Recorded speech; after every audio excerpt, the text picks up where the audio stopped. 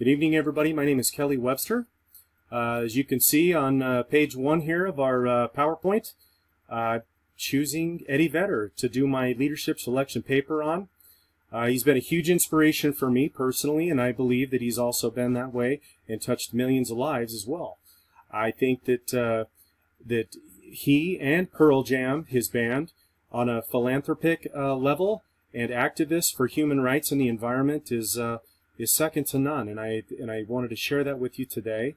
I began to love his words through the music that they played. I thought that that he was great, and as soon as I was old enough to really understand those, there was a larger message involved with that.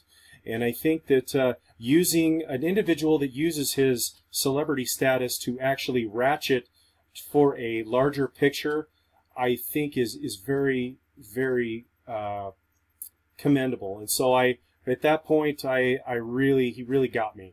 So we will begin. Now, we started with Modeling the Way, and obviously we talked a little bit about the lyrics, having something close to my heart. But,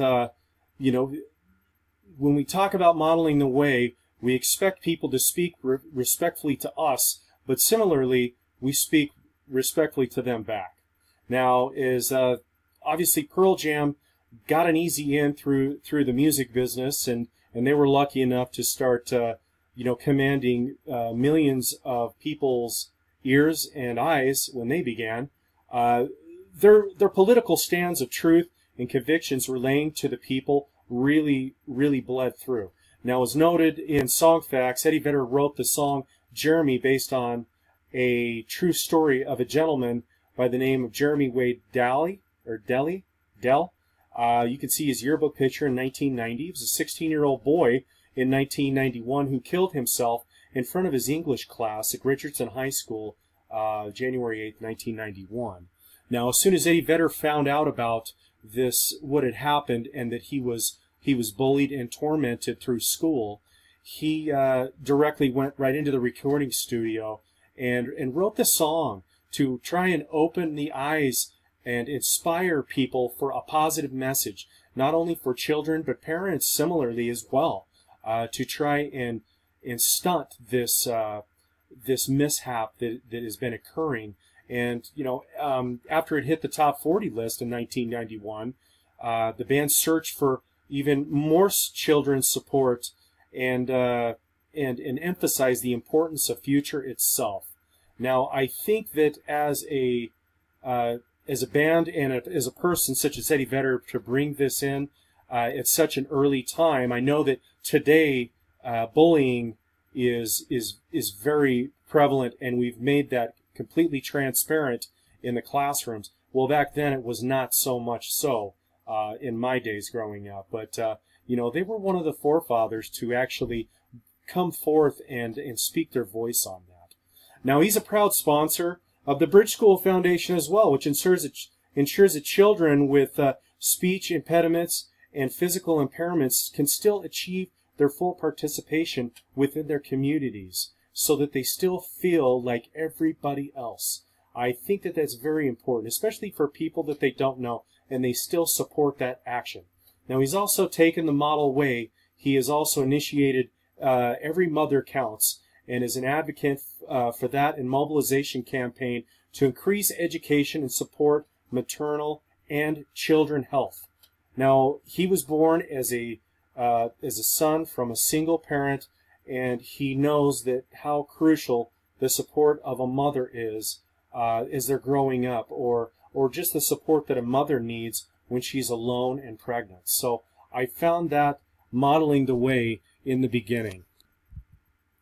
Now, we go to the next views, and we're talking about inspirational movements. Now, obviously, we're inspiring a vision here, and by the early 2000s, Pearl Jam was already a cornerstone of most music on and off the radio. They were huge, still are today. And in 2006, him and his bandmates created the Vitalogy Foundation, which is a nonprofit organization to support programs in the field of community programs that are focused on the community health, support programs such as poverty and the environment itself.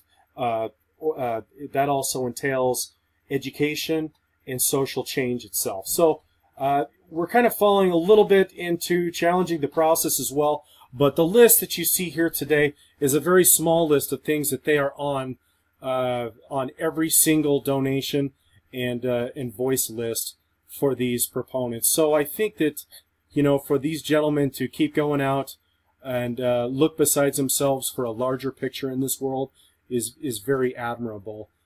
He also co-founded the EB Research, which is a very, very serious skin disease for children. It happens in about 300 children a year and takes a lot of money to try and help these little guys out. Now, through his voice, the foundations are able to sustain a substantial amount of growth in the progression as he continues to be a part of that today. Now, when I look back at my LPEI Student 360 percentile ranking, I was just a hair lower than what the average was. So for me in business, this is a very large part of you know, what I'm looking for professionally when I go through that. Because at this point, you know, I have a vision. I'm trying to share that, and I think that my persistence is falling somewhat short. So anyways, moving forward, we go next to challenging the process itself. We talked a little bit about that in inspiring the shared vision. Now, this one is very important because without change, without evolution, without these components of people wanting to do something like this, you know, it just ends up a stagnant pond and nobody goes anywhere. Well, Eddie Vedder is a huge supporter for human rights and political voice education, so he supports the Rock the Vote. Now, the Rock the Vote is a nonprofit that's aimed towards educating young people so that by the time they are of age, they have a voice. They know exactly what they're looking for, and that's going to change everything moving forward.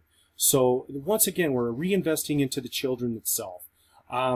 Additionally, the carbon portfolio strategy is reducing the carbon footprint.